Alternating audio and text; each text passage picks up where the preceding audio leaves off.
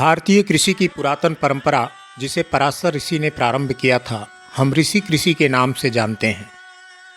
पेड़ पौधों की वृद्धि और उनसे अच्छा उत्पादन प्राप्त करने के लिए समस्त संसाधनों को प्रकृति से ही जुटाना ऋषि कृषि का परंपरागत तरीका रहा है। पुरातन में ऋषि कृषि पद्धति के द्वारा उत्तम किस्म के अन्न एवं फल पुष्पों का उत्पादन स्वच्छ वातावरण एवं स्वस्थ समाज के लिए बेहद ही लाभकारी रहा है। ऋषि कृषि तकनीकी हमारे वैदिक साहित्य और ब्रह्मांड ऊर्जा पर आधारित है। ऋषि कृषि तकनीकी का मूल उद्देश्य ब्रह्मांड ऊर्जा की मदद से मिट्टी को हमेशा हमेशा के लिए जीवित रखना है, क्योंकि मिट्टी ही पौधों के विकास के लिए एकमात्र स्रोत है। नमस्कार, आप सम्मिलित हो चुके हैं हमारे कार्यक्रम चौपाल संध्या में। स्वागत है आप सभी का। किसान साथियों, खेती का अंतिम लक्ष्य सिर्फ फसल उगाना ही नहीं हो सकता, बल्कि मनुष्य को उसके उत्तम स्वास्थ्य और स्वच्छ वातावरण का निर्माण करना है। तो आइए हम फिर से लौट कर चलते हैं अपनी पुरातन समृद्ध कृषि व्यवस्था की ओर। इस क्रम में आज के इस अंक में हम जानेंगे खेती का पंचामृत पंचगव्य बनाने की विधि, फसलों एवं पौधों के ऊपर प्रयोग करने का तरीका तथा इससे होने वाले फायदों के बारे में। पंचगव्य एक जैविक उत्पाद है जिसे हम खाद के रूप में अपनी खेती में इस्तेमाल कर सकते हैं। यह 5 मुख्य सामग्री देसी गाय का गोबर, गोमूत्र, देसी गाय का दूध, देसी गाय का घी और दही का उपयोग करके तैयार किया जाता है। पुरातन काल से पंचगव्य का उपयोग पारंपरिक खेती में किया जाता रहा है, क्योंकि यह पौधों की वृद्धि और पौधों की रोग प्रतिरोधक क्षमता दोनों को बढ़ाने में महत्वपूर्ण भूमिका निभाता है। किसान साथियों, पंचगव्य रोग प्रतिरोधक क्षमता को बढ़ाकर पौधों को कीटों और उनसे होने वाली बीमारियों से लड़ने में सक्षम बनाता है। पंचगव्य की विशेषता इसके अंदर निहित पोषक तत्व सामग्री नाइट्रोजन, फास्फोरस और पोटेशियम जैसे मैक्रो न्यूट्रिएंट्स, जो पौधों की वृद्धि के लिए आवश्यक मुख्य पोषक तत्व हैं, वह प्रचुरता से मौजूद होते हैं। इसके अलावा इसमें सूक्ष्म पोषक तत्व भी होते हैं, जो पौधों की वृद्धि और उनके स्वस्थ विकास में बेहद ही महत्वपूर्ण भूमिका निभाते हैं। पंचगव्य में कई सारे विटामिन्स और अमीनो एसिड भी मौजूद होता है। इसके अलावा इसमें गिबरेलिन एवं ऑक्सिन नामक हार्मोन पाया जाता है, जो पौधों के विकास को नियंत्रित करने में सहायक सिद्ध होता है। सूडोमोनास, एजेटोबैक्टर जैसे सूक्ष्म जीव भी होते हैं, जो पौधों के लिए अत्यंत ही फायदेमंद माने जाते हैं। किसान साथियों, पंचगव्य बनाने के लिए यदि हम सामग्री की बात करें तो इसे बनाने के लिए ताज़ा गाय का गोबर 5 किलो, गोमूत्र यानी काऊ यूरिन 3 लीटर, देसी गाय का दूध 2 लीटर, देसी गाय का दूध से बना दही 2 किलोग्राम, देसी घी 500 ग्राम। इसके अलावा कोकोनट वाटर यानी नारियल पानी 3 लीटर, 1 दर्जन पके हुए केले और 250 ग्राम गुड़ तथा हो सके तो 50 ग्राम खमीर की आवश्यकता पड़ती है।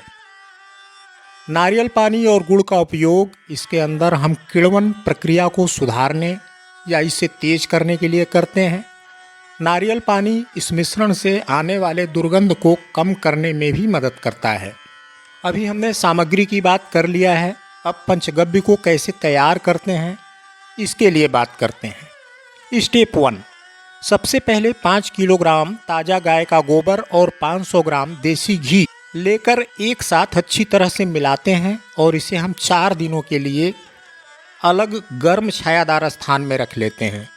और यहाँ इस बात का ध्यान रखना है कि हम इस मिश्रण को प्रतिदिन सुबह दोपहर शाम 4 दिनों तक अच्छी तरह से मिलाते रहेंगे।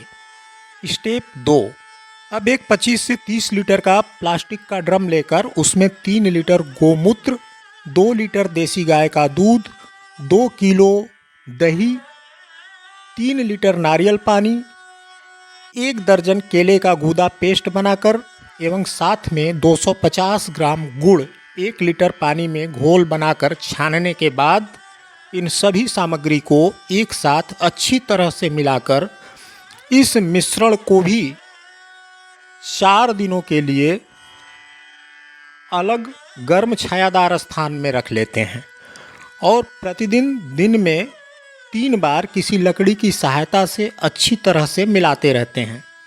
किसान साथियों, 4 दिनों तक दोनों मिश्रण को गर्म छायादार स्थान में अलग अलग ही रखना है और 5वें दिन दोनों मिश्रण को एक साथ मिला लेते हैं और किसी लकड़ी की सहायता से या डंडे की सहायता से दिन में 3 से 4 बार इसे क्लॉकवाइज और एंटी क्लॉकवाइज अच्छी तरह से मिलाते रहते हैं। ऊपर से पतले सूती कपड़े से ढककर इस मिश्रण को किसी गर्म छायादार स्थान में रखना चाहिए। इस मिश्रण को इसी तरह 15 दिनों तक रखते हैं और प्रतिदिन दिन में 3 से 4 बार इसे एक दूसरे में मिलाते रहते हैं। 15 दिन बाद मिश्रण को पतले कपड़े की सहायता से छानकर इसमें मौजूद तलछट को अलग करते हुए इसे किसी ड्रम में स्टोर कर लेते हैं। अब हमारे पास हमारा पंचगव्य पौधों एवं फसलों के ऊपर प्रयोग करने के लिए तैयार है। सामान्य स्थितियों में इस मिश्रण की 30 मिलीलीटर मात्रा प्रति लीटर पानी में मिलाकर पौधों एवं फसलों के ऊपर प्रयोग किया जा सकता है। फसलों एवं पौधों के ऊपर इसका प्रयोग कम से कम 2 बार, पहला फूल आने के पहले और दूसरा फली लगते समय अवश्य ही करना चाहिए। वैसे अच्छे परिणाम के लिए 15 दिनों के अंतराल पर फसल में 3 से 4 बार भी इसका छिड़काव किया जा सकता है। किसान साथियों, पंचगव्य का उपयोग हमारे देश में सदियों से कृषि की एक पारंपरिक पद्धति के रूप में किया जाता रहा है। हाल के वर्षों में हमारी कृषि की यह पुरातन पद्धति काफ़ी लोकप्रियता हासिल की है। कारण अधिक से अधिक किसान सिंथेटिक उर्वरकों एवं कीटनाशकों के जगह पर प्राकृतिक और टिकाऊ विकल्पों का तलाश कर रहे हैं। हालांकि यहाँ यह ध्यान रखना भी महत्वपूर्ण होगा कि उर्वरक एवं कीट नियंत्रण एजेंट के रूप में पंचगव्य की प्रभावशीलता अभी भी बहस का विषय है और इसके लाभों और कमियों को पूरी तरह से समझने के लिए अधिक शोध की आवश्यकता है। आज के लिए बस इतना ही। आप सभी के लिए शुभेच्छा। धन्यवाद। जय हिंद, जय भारत।